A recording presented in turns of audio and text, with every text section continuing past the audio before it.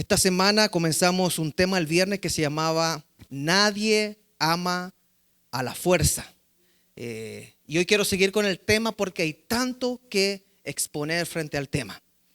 Y a mí me comenzó esta duda, esta pregunta, porque me dolió mucho en el corazón que nosotros no amemos a Dios, pero vengamos a la iglesia.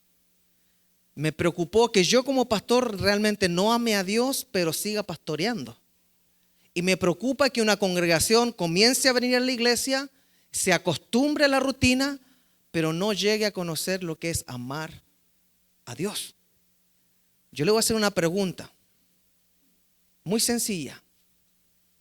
¿Usted cree que se puede obligar a amar a la fuerza? No. Eso es un no categórico. ¿Ustedes creen que se puede obligar a alguien a amar a la fuerza? Se le puede a una persona obligar a hacer muchas cosas, sobre todo de alguien que está en una posición de autoridad, de poder. Pero la verdad es que nadie va a amar porque lo obligan a amar. Y fíjese que en el Antiguo Testamento hay un par de versículos que se llama el Shema Israel, que es lo que recitan o lo que oran los judíos 3 veces al día, el Shema Israel, donde se condensa lo que es la ley, el decálogo. El decálogo son los 10 mandamientos y el Shema Israel es como la suma de lo que Dios le estaba pidiendo a ellos. Y resulta que el Shema Israel es una demanda de amor. Pero acabamos de decir que a nadie se le puede hacer amar a la fuerza. ¿Y en qué quedamos? De ahí partió esta prédica. Yo leía el Shema Israel, donde Dios demanda que lo amen. Y yo decía, pero ¿cómo voy a demandarle a la congregación que amen a Dios? Y el Señor me dio a entender de que estoy muy por lo superficial del tema. Y que como congregación necesitamos comenzar a sumergirnos en las profundidades del amor de Dios. Leemos Deuteronomio 6, 4, 5. Oye Israel, Shema Israel, Jehová nuestro Dios, Jehová uno es. El texto original dice, Jehová uno es Elohim. Y Elohim significa plural, dando a entender de la Trinidad. O sea, desde el Antiguo Testamento Dios se revelaba en pluralidad. Y amarás a Jehová tu Dios con todo tu corazón y de toda tu alma y con todas tus fuerzas.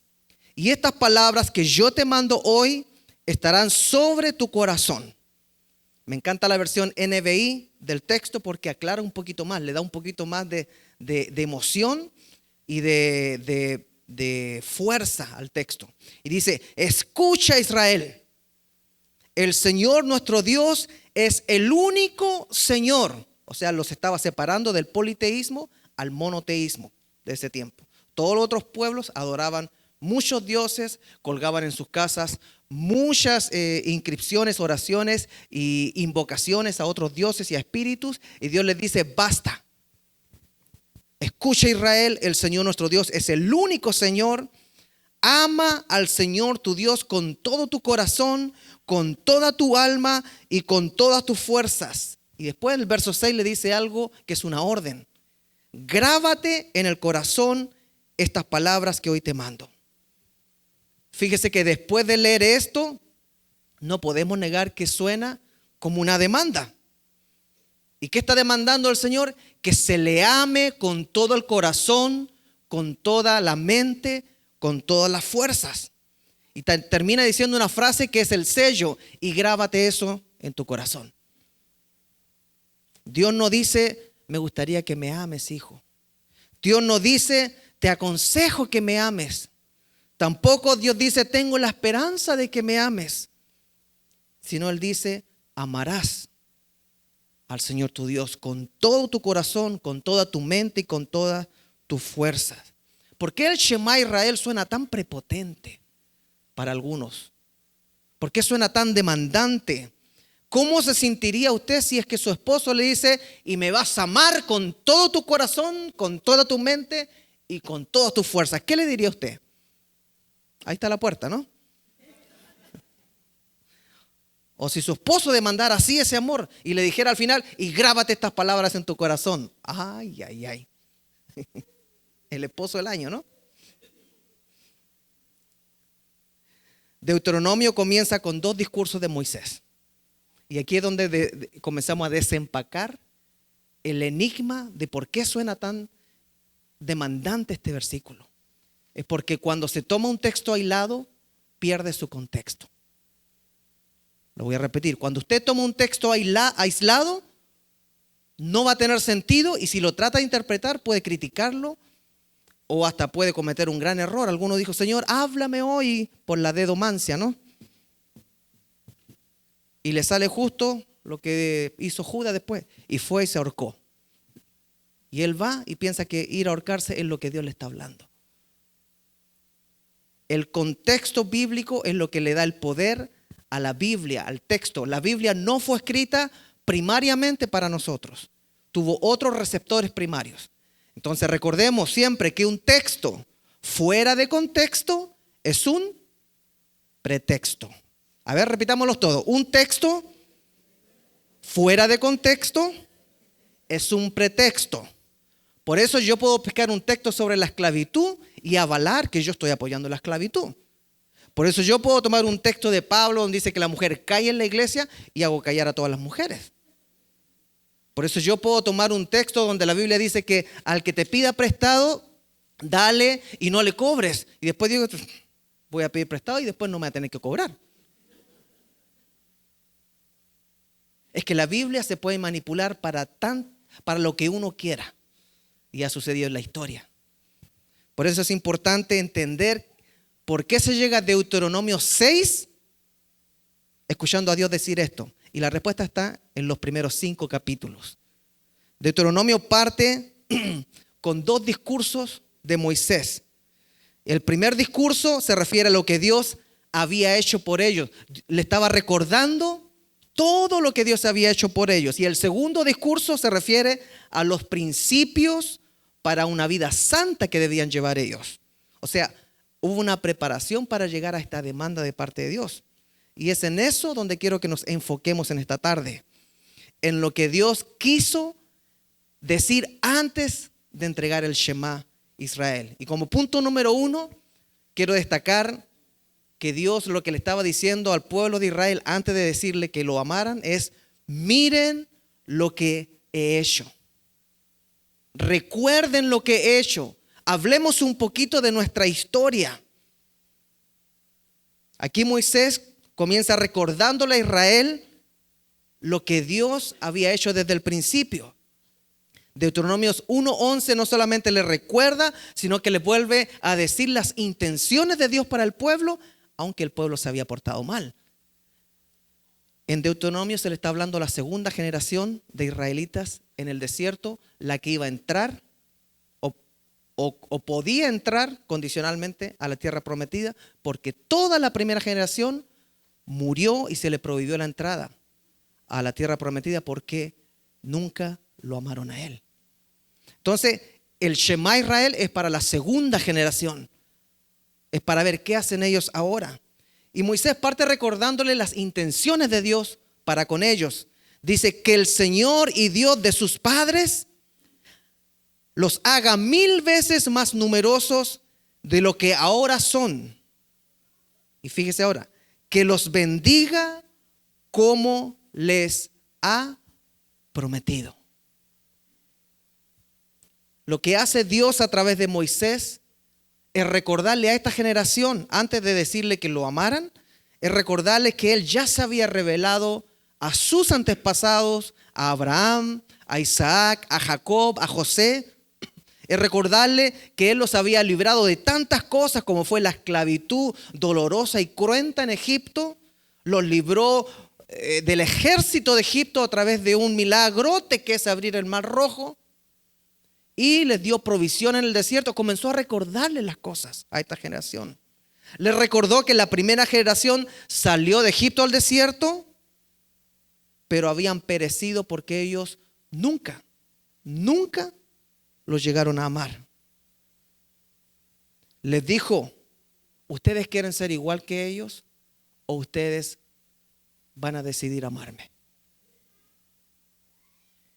Rechazando a Dios constantemente, quejándose de Dios constantemente, desconociendo a Dios constantemente, era lo que hacía la primera generación. Y Dios le pregunta a ellos, miren, yo he hecho todo esto, esto hicieron sus padres, no les importó que los libré de la mano de Faraón, no les importó ver todas las maravillas de plagas que mandé, no les importó ver el mar rojo abrirse, no les importó ver la columna de fuego de noche, no les importó ver la nube que los guiaba, no les importó que yo les proveía alimento desde el cielo, no les importó que les daba maná, no les importó que les daba agua de una roca, no les importó nada. Ellos siempre estaban quejándose, siempre estaban inconformes y siempre me estaban desvalorando. ¿Qué van a hacer ustedes? Ahora, esta segunda generación tenía la posibilidad de vivir diferente, de hacer las cosas de una manera diferente. ¿Y cuál era esa posibilidad que Dios les daba? Solamente si ustedes me aman, yo voy a seguir amándolos. Solamente si ustedes entran a mis caminos, yo les puedo dar la tierra prometida. Pero escucha, Shema Israel, escucha, Shema, ámame. De esa forma Dios le dio a entender que si alguien quiere comenzar o recomenzar una relación con Dios, tenía que considerar la palabra amor en esa relación con Dios. No sacrificios como lo hacían otros pueblos. Los otros pueblos mataban a sus hijos y se los ofrecían a sus dioses. Los otros pueblos hacían unas barbaridades. Dios estaba demandando una sola cosa. Si quieres seguir conmigo, pueblo, ya viste que murió esa generación. No importa yo lo que les dé, lo que les muestre, lo que les haga. No me amaban. ¿Ustedes me irán a amar? Dios les dice, yo los quiero seguir amando, yo los quiero seguir cuidando, pero ustedes me quieren amar. Yo los quiero seguir guiando, pero ustedes me van a amar ahora. Yo quiero seguir liberándolos, pero ustedes tienen que tomar la decisión si me van a amar o van a comportarse igual que sus padres. Esa generación que pereció en el desierto a pesar de haber visto todo lo que yo hacía por ellos. Dios les da a entender que Él anhela seguir siendo el Dios de Israel, pero bajo una condición. Y esa condición es que ahora tengamos una relación basada en el amor. Amada iglesia de Cristo, al igual que el pueblo de Israel, hoy Dios quiere recordarnos algo a nosotros que somos la segunda generación, la generación del Nuevo Testamento. Antes de irnos de este lugar, el Señor nos quiere recordar, primeramente, antes de exigirnos que lo amemos, nos quiere recordar cuánto Él nos ha amado, cuánto Él nos ha cuidado. ¿Por qué Dios nos ha mantenido con vida y nos ha permitido llegar hasta aquí? ¿Por qué Dios permitió que llegáramos a Estados Unidos aún sin consultarle muchas veces? ¿Por qué Dios nos ha permitido que nosotros seamos librados del mal y otros no? ¿Por qué nos ha permitido quedar vivos mientras otros murieron para el COVID? Quedar vivos mientras otros no pudieron sobrevivir de la presión de pandillas de nuestros países. Estar vivos en Estados Unidos, prosperando quizás, y no tener accidentes mientras otros sí tienen accidentes. Estar vivos mientras otros son asesinados. Estar vivos mientras otros son maltratados. ¿Por qué estamos aquí? Pensamos que es porque somos muy macanudos. Somos muy chéveres, la supimos hacer. Nosotros, wow, somos agentes 007 salidos de nuestros países. Supimos el camino, supimos hacerla, supimos librarnos, supimos cuidarnos. ¡Ay, yo! Vieran cómo me cuido, ¿no? Amada iglesia, a veces la forma única de salvar una relación es echar una mirada profunda al pasado y ver lo positivo y ver cuán bueno ha sido Dios con nosotros. Yo pregunto, amada iglesia, ¿Cuántos años de nuestra vida ha sido Dios el que ha estado auspiciando nuestra risa, nuestra alegría y nuestra felicidad? ¿Cuántos años en nuestra vida ha estado Dios consolándonos cuando hemos caído o cuando hemos sufrido y cuando hemos llorado en los procesos que hemos pasado? Dios ha estado con nosotros y nosotros parece que no le damos valor a eso. ¿Cuántos años de nuestra vida Dios ha tenido que soportar la incredulidad de nuestra fe? Porque el estar sentado en la iglesia no significa que le creemos a Dios. ¿Cuántos años de nuestra vida Dios nos ha estado esperando? Nos ha estado llamando con cuerdas de amor a través de la predicación, de canciones, de mensajes, de amistades. Y nosotros lo hemos dejado esperando. Porque somos de primera generación. Nos gusta que nos libren de Egipto. Nos gusta que nos libren de la mano del capataz que nos da. Chau, chau. Uy, qué lindo, tengo un Dios que me libertó. Nos gusta ver milagros. Nos gusta que nos abran el mar rojo mientras viene un ejército atrás. Y ay, qué bueno, Dios me liberó. Nos gusta que nos dé maná en el desierto. Dios me proveyó. Nos gusta que nos caiga la carne. Nos gusta que nos den dirección de día y de noche. A través de una columna de fuego, que es la palabra. A través de la nube, que es la palabra, que es dirección. Pero al igual que la primera generación, Dios sabe que no lo amamos. Dios sabe que a la primera que se colocan las cosas color de hormiga, estamos rechinchineando dientes igual que la primera generación deseando estar en Egipto. O pensando, quizás no existe Dios. Quizás estoy perdiendo mi tiempo. Quizás la ofrenda hasta es malgastada porque Dios no existe. O quizás se olvidó de mí. O quizás aquí o quizás allá. Como primera acción, Dios llama a mirar a los israelitas al pasado. Y le dice, miren, miren, miren y me verán a mí que he estado con ustedes. Los llamó a considerar cómo terminó la primera generación, muerta en el desierto. Pero le está diciendo, si miran el pasado, se van a dar cuenta que ustedes que están vivos tienen una esperanza diferente, tienen un futuro diferente, si es que escogen amarme. Es interesante que la segunda generación a la que le entrega el Shema, esta segunda generación que nació en el desierto, ellos no habían experimentado personalmente la liberación de Egipto. Ellos nacieron en el desierto. Esta generación no había experimentado personalmente ver que el mar rojo se abriera. Esta generación a la cual Dios le entrega la demanda de amor, no vieron llegar la ley en el Sinaí a Moisés la primera vez. Pero Dios tenía aún así los ojos puestos en ellos, así como hoy tiene los ojos puestos en usted y en mí. Por alguna razón misteriosa, divina, y en la cual todo el cosmos y el universo confabula con Dios, Él sigue dándonos oportunidades. Y ningún meteorito destruye la tierra. Y el sol no se aleja ni se acerca más a la tierra, o sea, no nos morimos quemados ni congelados. Y por alguna razón misteriosa, la tierra sigue girando en su eje a la velocidad que lo hace siempre. Y por alguna razón misteriosa, la tierra sigue girando alrededor del sol en un periodo de 12 años y nos provoca que tengamos 4 estaciones. Por alguna razón misteriosa, todo sigue su curso, pero nosotros sabemos que ese misterio se llama amor de Dios.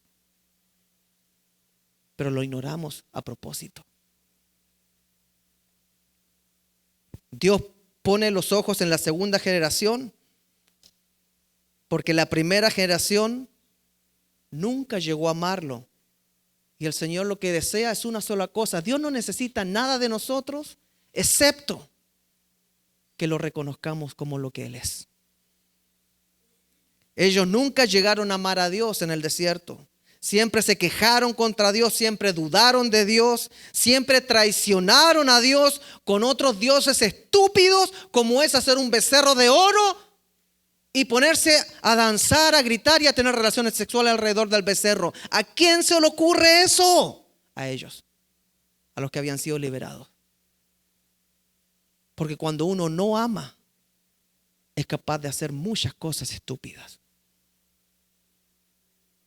Y el Señor está diciendo, decidan. Yo no puedo seguir amándolo de esta forma y ustedes yendo en la dirección contraria. Yo los aparté para que sean mi pueblo y ustedes quieren comportarse igual como el pueblo del lado, del frente, del otro lado, haciendo lo que ustedes quieren. Siempre el corazón de la primera generación estaba en Egipto. Ay, ¿cómo sería estar allá? Aún la comida de allá era más rica. ¿Cómo me gustaría disfrutar de los placeres que tenía en Egipto? Y aquí en el desierto no puedo. Ahora nosotros nos preguntamos, ¿por qué Dios está demandando amor en estos versículos? Y volvemos al comienzo. La respuesta es muy sencilla. Dios puede demandar amor solamente porque Él ama primero. Solamente porque Él ama primero demanda amor. Lo que pasa es que no entendemos nosotros el concepto de amor. El concepto de amor nosotros lo entendemos como placer. Como estar tocando, la manito, ir a la plaza, al helado, entregarse por completo. Eso se llama enamoramiento. Hasta que ya se pasa, que dura 3 a 3 años, 3 meses a 3 años. Dios no ama así. Dios nos ama con amor eterno. Dios no necesita que nosotros seamos mejores para amarnos. Dios necesita solamente que se nos abran los ojos y lo reconozcamos a Él. Hay algo muy lindo que nos narra Deuteronomio antes de que entregara el Shema a Israel. Y es que la segunda generación sí comenzó a demostrar arrepentimiento, a diferencia de la primera. Pero un arrepentimiento que mostraba esta frase que muy poco se comprende en la Biblia: temor de Dios. Cuando la Biblia habla de amarás al Señor tu Dios con toda tu mente, con toda tu alma, con todo tu corazón, con toda tu fuerza incluso, se refiere a temor reverente a lo que es Dios. Es un temor reverente que admira a Dios. Nosotros cuando amamos a una persona le demandamos que primero se case conmigo. Y le demandamos exclusividad. Y le demandamos esto, y esto, y esto, y esto, y esto. Y ahí de repente asfixiamos ese amor. En cambio, el Señor no es un amor que asfixie nuestras vidas, sino es un amor que provee todo para nuestras vidas. El amor que esta segunda generación comenzaba a tener antes de que se le entregue el Shema, sucedió algo muy lindo, porque a ellos les vino una convicción tan grande de que Dios era Dios, que les nació un temor a acercarse incluso a Dios. O sea, reconocieron o comenzaron a reconocer que Dios era un Dios santo.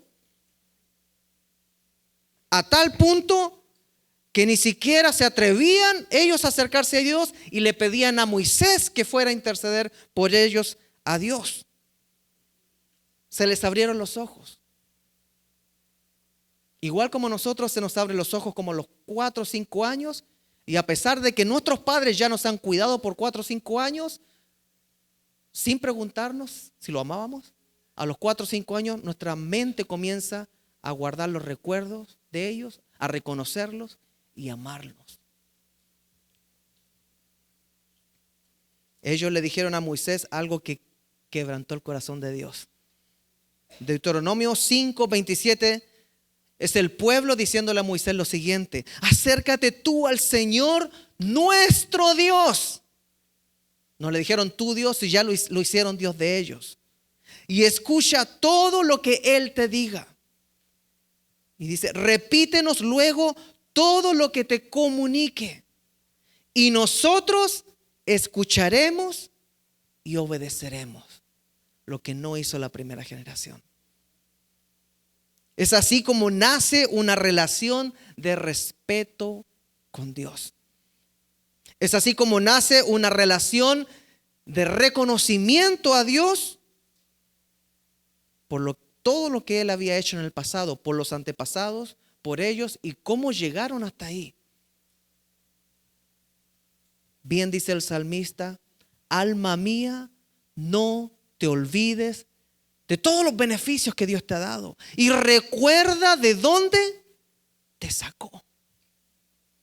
Pero al mismo tiempo, ese reconocimiento a que Dios era Dios y ellos no eran nadie delante de Dios, por eso no se atrevían ni a acercarse. Ellos provocaron que Dios diga lo siguiente: el Señor oyó la petición que me hicieron y dijo: he oído todo lo que los israelitas te dijeron. Esta es una parte donde al Señor se le conmueve el corazón. Y hay pocas partes donde Dios como que abre una ventana para que le veamos el corazón. Una está en Génesis, cuando le dolió en el corazón haber creado al hombre. Pero aquí hay otra ventana para ver el corazón de Dios. Vamos a ver el corazón de Dios. He oído todo lo que los israelitas te dijeron, Moisés. Y tienen razón. Les dio la razón. Les dio la razón a que tuvieran miedo reverente porque Él es santo y no se quisieran acercar a Él. Y ahí mandó un suspiro Dios. Esos suspiros que nadie le pone atención. Y Dios dice: si siempre tuvieran un corazón así. Si estuvieran dispuestos a tenerme y obedecer todos mis mandamientos, entonces siempre les iría bien a ellos y a sus descendientes, a sus hijos y a sus hijas. ¿Qué pasa cuando nosotros comenzamos a mostrar temor de Dios? Proverbios 1:7 dice: el principio de la sabiduría es el temor reverente a Dios, no el temor conveniente como lo tenía la primera generación. La primera generación sabía que existía Dios, pero para su conveniencia. Libérame del faraón, sácame de la esclavitud, ábreme el mar rojo, dame pan, dame agua, dame carne. Y te pido porque yo sé que tú lo puedes hacer. Te demando porque te tengo un temor demandante, conveniente. Yo sé que mi Dios puede hacer esto y lo va a hacer, porque si no lo hace, cambio de Dios. Sadrach, Mesach y Abednego, cuando los metieron o los amenazaron de entrar al horno de fuego, demuestran que ellos tenían a un Dios que no le exigían nada. Le dicen: mire rey, no se preocupe de explicarnos el asunto. No gaste palabras, métanlo al horno. Si el Señor nos libra, bueno, y si no nos libra, nos quemamos y punto. Dios sigue siendo Dios. Porque hay una gran diferencia en un temor reverente a un temor exigente. Es triste que esta generación, la primera generación, no pudo entrar a la tierra prometida porque Dios los detuvo. Si los dejaba entrar, era como que entrara todo lo de Egipto a la tierra prometida, porque nunca cambiaron. 40 años vagando en el desierto. 40 años tomó para que una generación comenzara a tener un temor reverente de Dios. ¿Cuántos años te va a tocar a ti, amado hermano, a ti, amada hermana, comenzar a desarrollar un temor reverente para con Dios? Y entender que el principio de la sabiduría, que el principio de una persona realmente en favor delante de Dios, es que se le tema por reverencia amorosa. Hay una verdad bíblica y teológica que se conoce como el misterio del Dios sirviente. Y es que desde el principio de la creación, Dios expresa su amor al hombre creándole todo, proveyendo para él, cuidándolo, Comienza creando la expansión del cosmos, del universo, de las galaxias, de la Vía Láctea, del Sol, de los planetas que giran alrededor del Sol en nuestra Vía Láctea, separa las aguas del cielo, crea los animales, crea la vegetación, crea la atmósfera, crea el día, crea la noche, y después le dice a Adán, ahí está todo para ti. Hasta te encargo que le coloques nombre a los animales. Ese es el concepto teológico inexplicable de un Dios sirviente, un Dios que crea para servir. Eso es amor. ¿Por qué una madre y un padre normalmente cuando nace el hijo comienza a cuidarlo, a protegerlo, a dedicarse sin que el hijo se lo pida?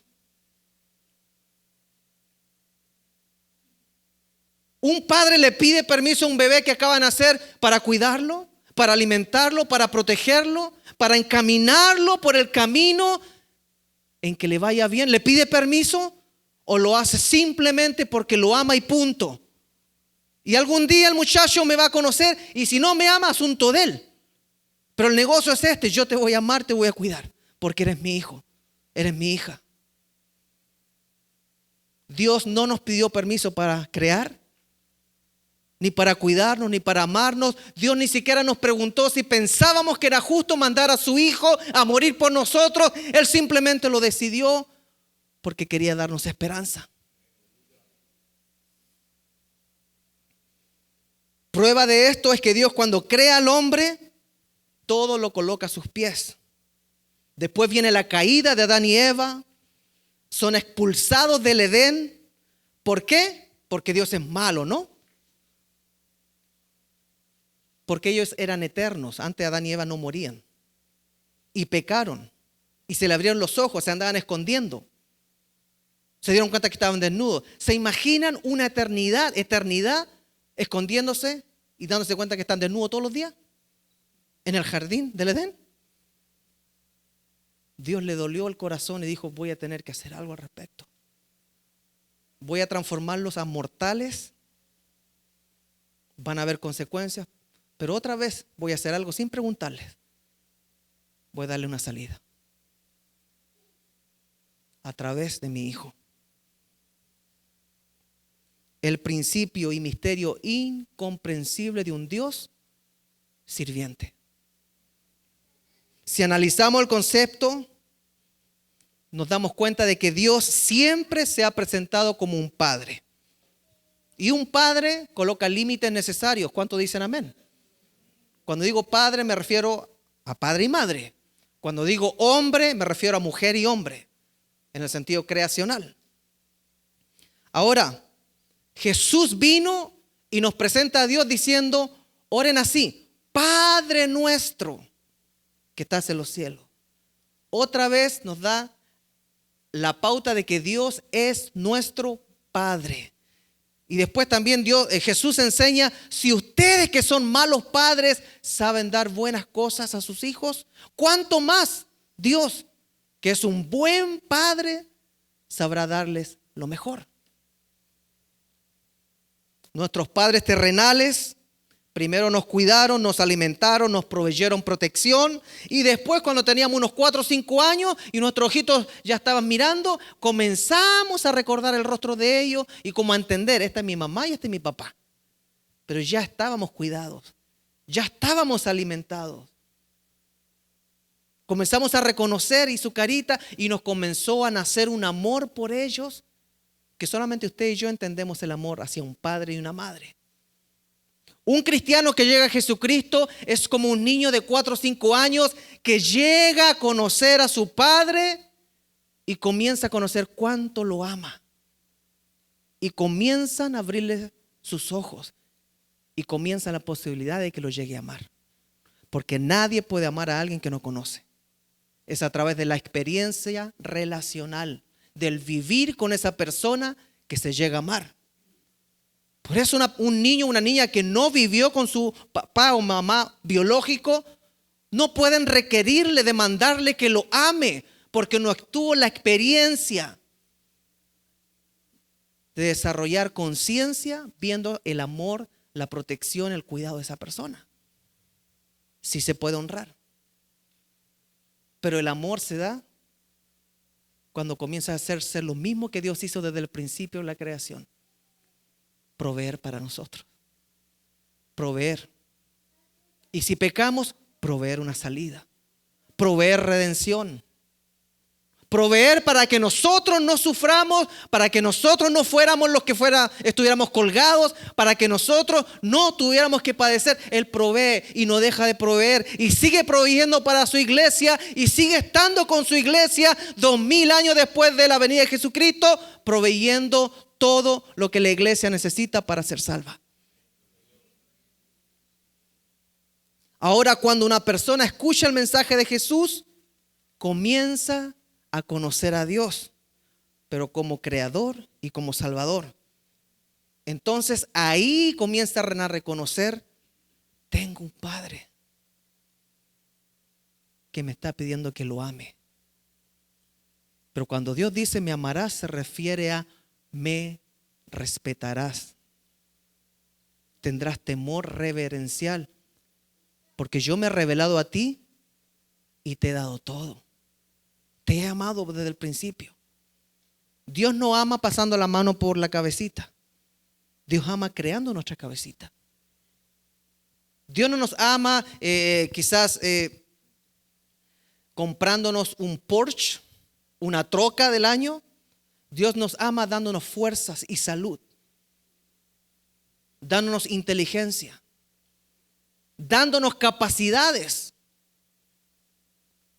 Todo lo que tengo se lo debo a Él, dice la canción. Todo. ¿O hay algo que usted se ganó porque usted es muy macanudo? Entonces, cuando llegamos a la parte que se entrega el Shema, donde comenzamos a ver ese Dios demandante, es porque Dios ya le había dicho en los capítulos anteriores: Israel, cuánto te amo, y sigues prostituyéndote con otros dioses. Te comportas igual que un árabe parado en la calle esperando que cualquier prostituta entre a tu casa, les dice. Israel, ¿por qué no entiendes que te amo? Ok, te mostré todo lo que he hecho. Te he dicho que te quiero bendecir más que los de antes, pero ahora voy a hablar yo. Shema Israel, escucha iglesia, ahora va a hablar el Señor. ¿Qué es lo único que tiene que decirnos? Lo mismo que le dijo a Pedro: ¿me amas? ¿Me amas? ¿Me amas? No importa que me hayas negado 3 veces, Pedro. No importa que de repente te tomó hasta el enemigo y hablaste y te tuve que reprender y decir: apártate de mí, Satanás. No importa lo que hayas hecho, no importa lo que estás haciendo. Lo que me importa es que me respondas: ¿me amas? Porque si hay amor, las cosas pueden funcionar. Si no hay amor, somos como la primera generación. Vamos a disfrutar lo que se nos dé, vamos a renegar por lo que no se nos da y vamos a servir a quien nosotros queramos servir, pero menos a Dios. Cuando llega el Shema Israel con esta perspectiva, podemos entender que Dios les estaba recordando al pueblo: yo los amo, los he amado desde el principio. La generación pasada no me llegó a amar. ¿Será que ustedes pueden amarme? ¿Decidir hacer las cosas diferentes? Yo no soy el genio de la botella. Yo no estoy para rescatarlos y para proveerles sus necesidades y que raspen la Biblia como el genio para que yo aparezca en sus oraciones. Yo soy Dios creador de todo el universo, de todo el cosmos, hasta lo más lejano que veo cualquier telescopio de la NASA. Ese yo soy, pero también yo soy el que creé lo más chiquitito, la célula, el átomo más pequeño. ¿Se han dado cuenta de quién soy yo? Te he amado, te he llamado por tu nombre. Yo soy el que soy. Pero ahora escucha, amada iglesia Creekside, ¿me vas a amar o no me vas a amar? Yo te hablo con cuerdas de amor cada domingo. Desde tu niñez, en cada país tengo ministros que sin saber lo que están diciendo, repiten un eco de mi amor, de generación tras generación, preguntándole a esa generación, ¿me aman? ¿Me van a amar? Con toda su mente, con todo su corazón, con todas sus fuerzas.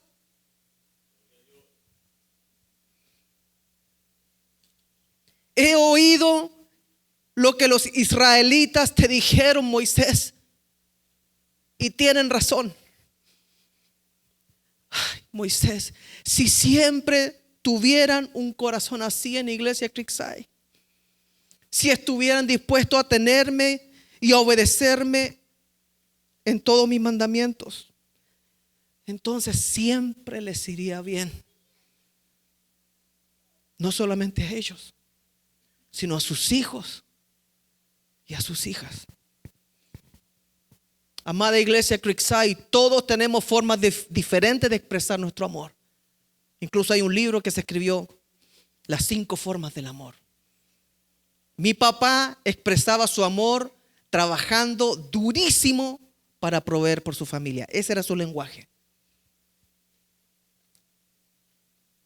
Para Dios, la forma de expresar el tremendo, incalculable, ilimitado amor hacia el hombre ha sido creando todo el universo confabulado hasta la tierra para que él disfrute. Ha sido creando límites para que el hombre no sufra. Eso se llaman leyes. Así como nosotros le colocamos leyes a nuestros hijos. ¿Porque los odiamos o porque los amamos? Ayúdeme usted. ¿Por qué le coloca límites a sus hijos? ¿Porque los odia o porque los ama? La ley es una muestra del amor. ¿Estamos de acuerdo? Y Jesús dijo, no crean que he venido a abolir la ley, sino a cumplirla. Entonces, ¿qué vino a cumplir Jesús? El amor, que antiguamente se había revelado a través de las leyes, no hagan esto, no hagan esto otro, y ahora se revelaba a través de, ya que no lo hacen, yo lo voy a hacer por ustedes. Voy a morir, sufrir por ustedes. La forma máxima de amar a alguien es morir por ella, por él. Y Dios dijo, ya no les voy a dar leyes, les voy a dar mi hijo. Ustedes no se pueden justificar solos. Van a acabarse todos los animalitos de la tierra matando en sacrificio y derramando sangre inocente por todos los pecados que hacen, generación tras generación, generación tras generación. Llevan su animalito ahí porque todos pecamos, todos estamos destituidos de la gloria de Dios. Entonces Dios dijo, les voy a volver a demostrar de que yo los he amado primero y que soy digno de que me amen. No solamente les voy a enseñar que los amo, sino les voy a enseñar a través de mi hijo cómo vivir, cómo morir y cómo resucitar. Sigue la imagen teológica del Dios sirviente. ¿Por qué Él tiene que darnos tanto si nosotros no lo merecemos? Porque nos ama. Si a mí me fallan, chao, arrivederci, divorcio, la siguiente, el siguiente. Y si nosotros le fallamos a Dios, ¿qué dice Dios? Yo odio el divorcio. Yo te voy a seguir amando. Yo te voy a seguir atrayendo hacia mí. Pero va a llegar el momento en que te voy a hacer la gran pregunta que se le hice a Pedro después de 3 años de estar con él. Jesús no llamó a Pedro, ni a Felipe, ni a Juan, ni a Jacobo preguntándole, ¿me amas? Al principio lo llamó diciendo, sígueme. Sígueme, Pedro, sígueme. Y se pasó 3 años mostrándose a ellos. Y cuando ya tenía que irse, les hizo la gran pregunta. Se la hizo a Pedro. Después de todo esto, lo mismo que le dijo a la segunda generación de israelitas, después de todo lo que ha pasado, ¿me aman? ¿Me van a amar? Primera Juan 4:10 dice, y en esto consiste el amor, no en que nosotros hayamos amado a Dios, sino que Él nos amó a nosotros y envió a su Hijo en propiciación por nuestros pecados, en intercambio sacrificial por nuestros pecados. Pero también recuerda en Juan 14:15 que la forma de amar de Dios, el negocio que hace Dios, es: si me amáis, guardad mis mandamientos. No es: si me amáis, colócate una camisa que diga Jesus. No es: si me amáis, entonces sale por las calles y regálale unos 5 pesos a los homeless. No dice: si me amáis, anda a una iglesia local, decide cuál va a ser y tírale un diezmo y tírale la ofrenda.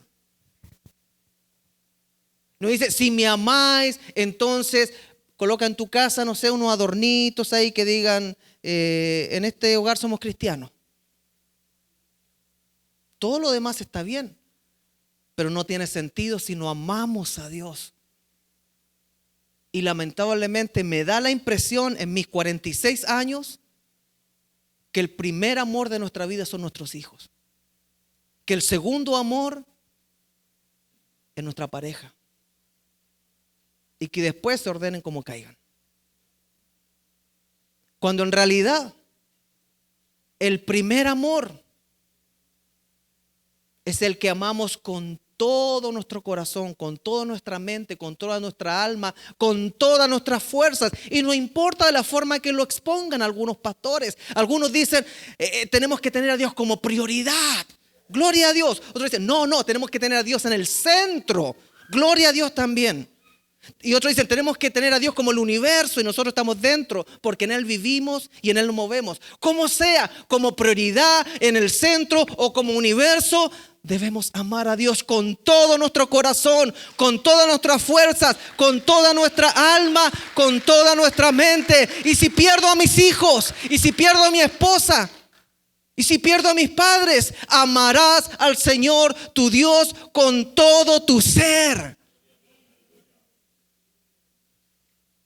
Él ya nos ha amado. De Él venimos y a Él vamos. Amada iglesia, de Él venimos y a Él vamos. Cuando se detenga nuestro corazón y no pompee más sangre, a Él vamos. Para estar con Él eternamente o para estar eternamente separados de Él. Por no haber querido responder esta pregunta o haber querido entrar a la decisión de amar a Dios. Amar a Dios es una decisión. Por eso Josué dijo, a mí no me importa lo que vayan a hacer ustedes, no me importa que me acepten, no me importa que me llamen discriminador, no me importa que me llamen lo que quieran, yo y mi casa serviremos al Señor. Nos vemos. Es una decisión.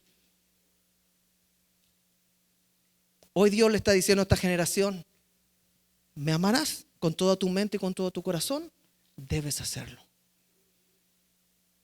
Debes hacerlo. ¿Por qué? Mira el pasado. ¿Por qué estás sentado aquí en Estados Unidos, en Redmond?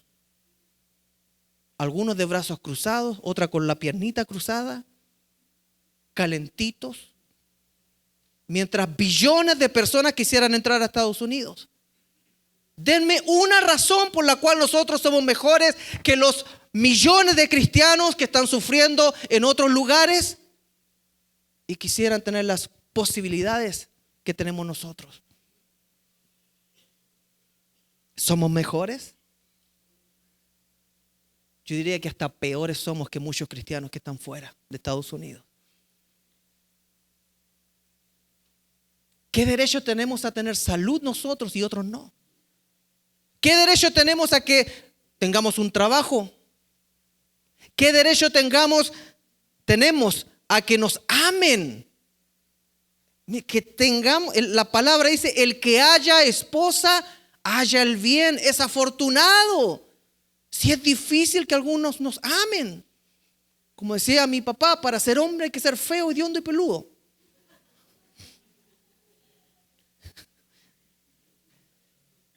Nos mostramos y muy macanudos, pero cuando comienzan a vivir con nosotros, se dan cuenta de lo difícil que es vivir con nosotros. ¿Qué tenemos de mérito? Dígame usted, ¿qué tenemos de mérito? Nada. Solamente el amor de Dios. 100%, 1000%, 1.000.000%, billón% y todos los tetra y tetra billones que existen derramados sobre su creación. En Juan 21 encontramos que lo único que le interesaba a Jesús era saber si lo amaban. Por eso le pregunta 3 veces a Pedro, ¿me amas? Quiero terminar repitiendo lo mismo. Nosotros somos la generación que va a entrar a la tierra prometida. Igual a la que le habló al entregarle el Shema a Israel. Usted y yo, por la bondad de Dios, no hemos sido consumidos. Nuevas son cada mañana sus misericordias y somos esa generación con la cual Dios quiere que entremos a la tierra prometida, que es irnos con el Señor en lo que Él tenga para nosotros. Escatología sobra, interpretaciones sobran. A mí no me importa en realidad lo que Dios me tenga mientras estoy con Él. Se cumple lo que decía la mujer antiguamente. Contigo hasta la China, con pan y cebolla, pero contigo. Porque cuando hay amor, todo cambia. Amada iglesia Creekside, a Dios no le interesa saber si has fallado. Te lo voy a repetir. Amada iglesia Creekside, a Dios no le interesa saber si has pecado, si has fallado, si has caído. Dios quiere saber si lo amas. Dios quiere saber si es que Él está en tu corazón. Dios quiere saber si tus fuerzas pueden honrarlo a Él. Si tu mente puede honrarlo a Él. Si tu alma puede honrarlo. Si todo tu ser puede honrarlo. Amarás al Señor tu Dios con todo tu ser. ¿Por qué tanta pasión? ¿Por qué tanto color? Diría alguno. ¿Por qué le meten tanto color en chileno? Yo le voy a decir por qué. Porque Dios a través de Jesucristo fue tan apasionado que se despojó de lo sumo. Vino a la tierra a seguir siendo un Dios servidor por un espacio de tiempo. Vino a mostrarnos cómo vivir, cómo morir, cómo resucitar. Y se aferró a una cruz cuando no tenía por qué hacerlo. Y si leemos la palabra, vemos a un Jesús aferrado a un madero decidiendo morir. Y nadie lo sacaba. Él dijo, a mí no me quitan la vida, yo la pongo por ustedes. Entiéndanlo porque los amo. Pásame esa cruz. Vamos, yo la cargo. ¿Fue fácil? No. ¿Se la podía la cruz? No se la podía. Se caía camino al Calvario, se cayó. Tuvieron que ayudarlo a cargar la cruz. Se dejó clavar, se dejó insultar, bofetear, escupir. Dejó que molieran su cuerpo, entiendan, molieron su cuerpo para que se cumpliera la profecía de que molido fue por nuestras transgresiones y pecados. ¿Por qué aferrarse tanto a esa cruz?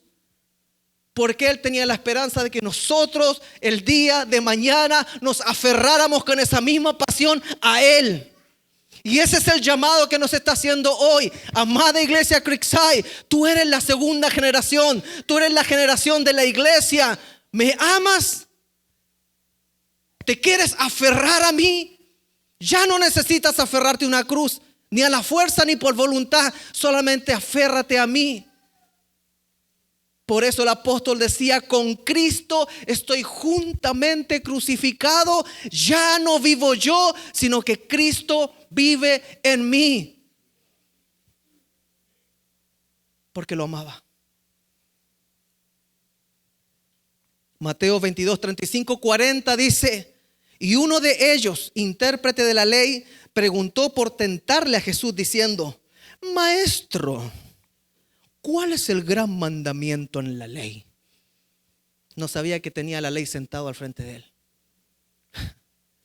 Jesús le dijo, amarás al Señor tu Dios con todo tu corazón y con toda tu alma y con toda tu mente. Este es el primero y grande mandamiento. Y el segundo es semejante. Amarás a tu prójimo como a ti mismo. De estos dos mandamientos dependen toda la ley. Todo lo que ha pasado hasta Jesús depende toda la ley y los profetas. En que me ames. Pongámonos de pie, por favor. Yo quiero hacer una oración. ¿Habrá aquí alguna persona que quiera decirle al Señor, yo te quiero amar? Yo te quiero aceptar como Señor, como Salvador. Yo he estado acercándome a ti, pero hoy quiero tomar mi decisión de decirte te amo en la capacidad que tengo hoy. Porque no conocemos a Dios todos de la misma manera. Algunos van a comenzar bautizándose, otros quizás ya se bautizaron. Y van a comenzar a conocer a Dios a través de la Biblia, de las Escrituras, porque Dios se revela a través de su palabra, pero tienen que tomar una decisión. Está estipulado que el hombre viva una vez y después de esto, está estipulado que el hombre muera una vez, una sola vez y después de esto el juicio. Hay que tomar una decisión en vida. Y qué lindo recordar lo que dijo Dios. Si cumplieran lo que yo les digo, les iría bien a ellos y a sus hijos e hijas. Cerremos los ojitos, por favor. Señor, te doy gracias porque tu palabra es un eco de la cruz. Es como un eco que va de montaña en montaña, de mar a mar, Señor. En cada generación, en cada siglo. Repitiendo cuánto nos amas tú, Señor. Nunca podremos entender la profundidad de tu amor, pero sí podemos entender que nos has amado y que nos amas y que tú quieres que nosotros nos entreguemos a ti. Yo te ruego, hermano, si tú estás en este lugar, no necesitamos hacer un gran show. Dios ve tu corazón, Dios sabe cuántos pelos tienes en la cabeza. Dios sabe lo que ha pasado desde que naciste hasta llegar a este momento. Dios sabe todo. Lo único que necesitamos hacer es invocar el nombre del Señor. Todo el que invocar el nombre del Señor será salvo. Yo te ruego, si tú estás acá y quieres entregarle tu corazón, tu vida al Señor, que lo hagas de una manera íntima donde estás repitiendo esta oración. Y los que quieren acompañarnos, que lo hagan de manera íntima también, repitiendo esta oración, diciendo, Señor Jesús, te entrego mi vida. Quiero amarte. Sé mi Señor. Enséñame a vivir. Enséñame a morir. Y enséñame a resucitar. Te declaro como mi Señor, mi Creador y Salvador. Te voy a seguir. Aunque falle, te voy a seguir. Porque tú me amaste primero.